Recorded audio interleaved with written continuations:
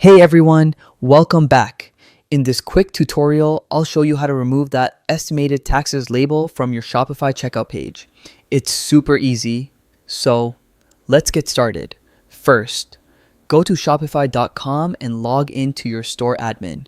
Once you're inside, look at the bottom left corner and click Settings. Next, from the menu, select Taxes and Duties. This is where you can manage how tax info shows up on your storefront. Now, scroll down a bit until you find Global Settings. Here, uncheck the boxes that say Include sales tax in product prices and shipping rates and Charge sales tax on shipping.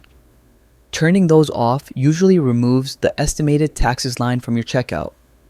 If you still see the word taxes or estimated taxes showing up, don't worry. You can clean that up manually. Go to your online store, open Themes, click the three dots next to your active theme and choose Edit Default Theme Content. In the search bar, type the word tax. You'll see all the spots where tax text appears. Just delete the text or replace it with a single dot or blank space to hide it.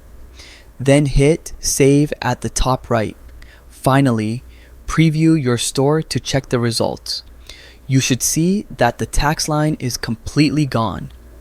The checkout page looks nice and clean now. And that's it. That's how you can remove estimated taxes from your Shopify checkout. Super quick, super simple. If this video helped, go ahead and hit like, maybe subscribe.